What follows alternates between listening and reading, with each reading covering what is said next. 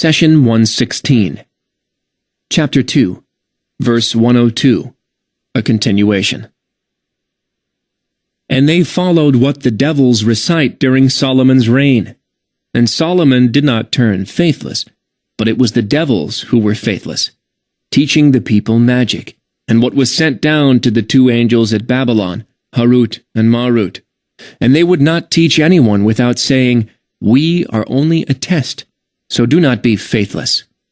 But they would learn from those two that with which they would cause a split between man and his wife, though they could not harm anyone with it, except with Allah's permission. And they would learn that which would harm them and bring them no benefit, though they certainly knew that anyone who buys it has no share in the hereafter. Surely, evil is that for which they sold their souls, had they known. Chapter 2, verse 102. God Almighty created the universe in balance and harmony, so that no one creation can transgress over the other. Let's clarify this point with an example. Suppose that there was a village, and none of its residents owned a gun. Life in the village would be in balance, because no single person can have extraordinary power over another. But if one resident among the villagers had a gun, even if he or she claims that it is to defend his home and village, then balance would start to shift. If the armed person exploits this weapon to intimidate, gain control, or impose royalties over his fellow villagers, then balance and justice are disturbed, and life becomes miserable.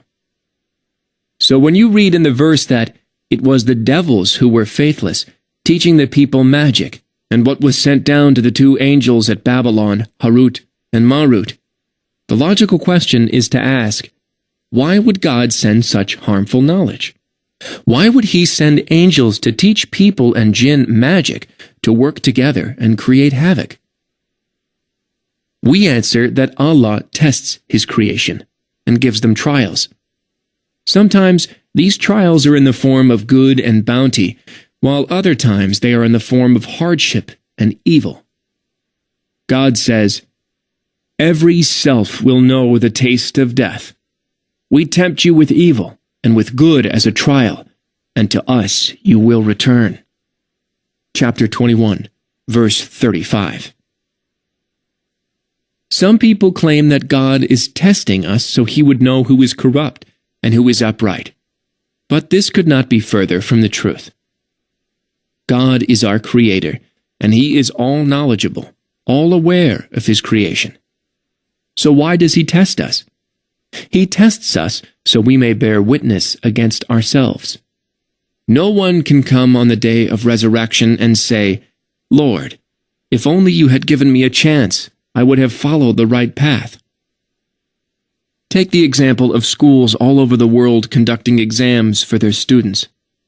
Are the teachers who taught these students all year long unaware of what their students know? Do they intend to obtain this knowledge through the exam? Of course not.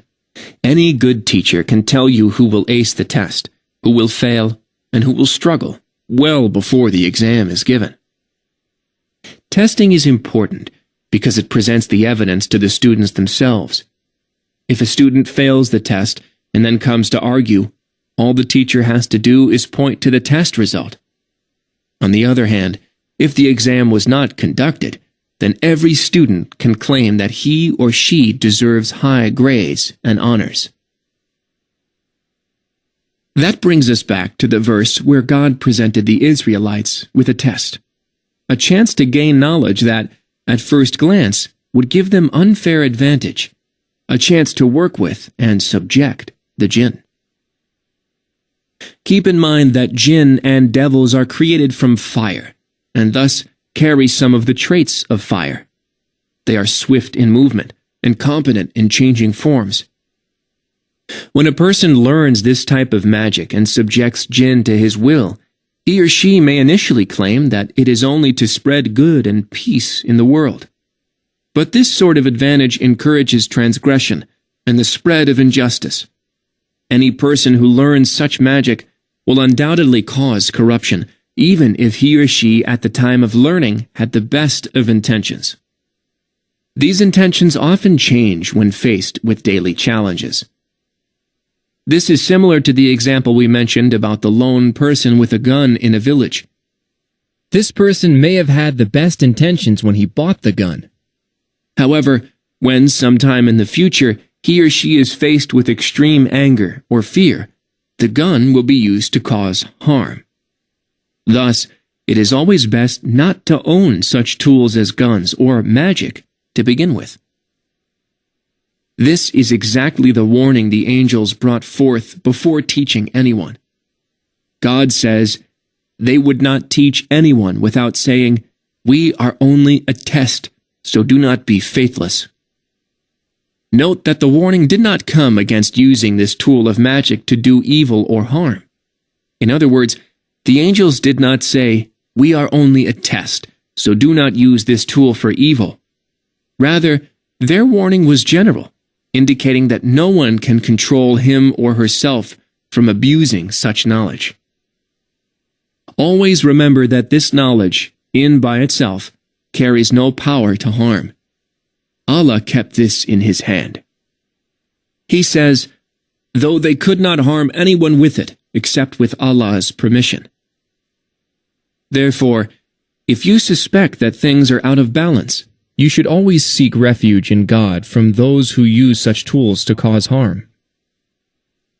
This fact is often ignored by those who suspect that they have been affected by magic. They go from one sorcerer to another looking for a solution. They seek the help of fortune tellers and psychics. Allah, who holds the keys to all benefit and all harm, taught us to say, "I seek refuge with the Lord of daybreak, from the evil of what He has created, and the evil of evening darkness when it overspreads, and from the evil of the witches who blow on knots, and from the evil of the envious one when he envies." Chapter 113, verses 1 through 5. Take a look around you to those who practice fortune-telling, witchcraft, and the like.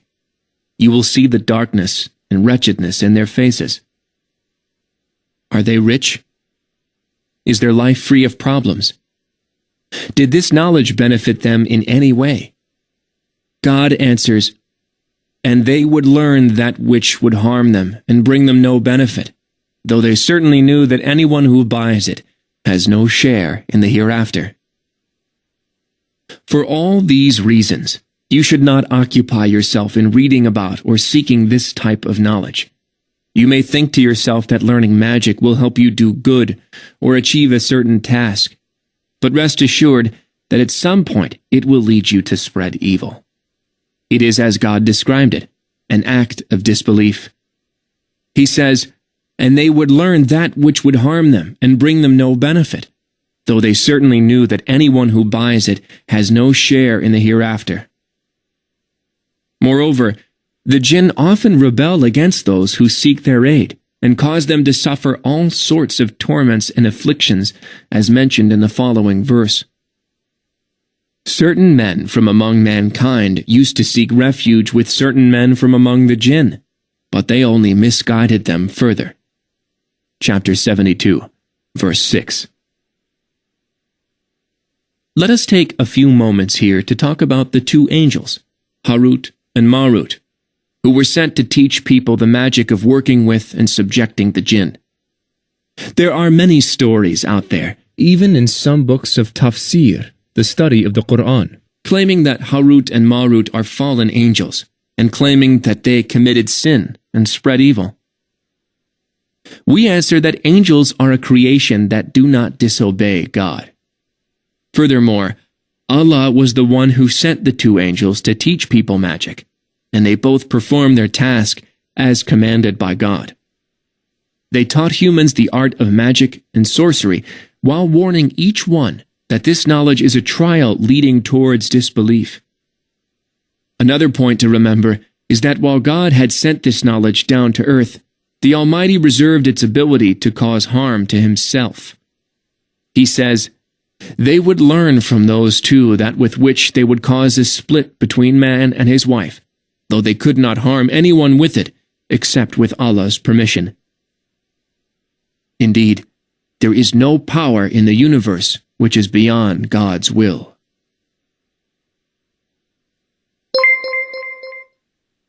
The messenger said, "My Lord, my people treat this Quran as something to be ignored." Chapter 25, verse 30. Do not abandon God's book.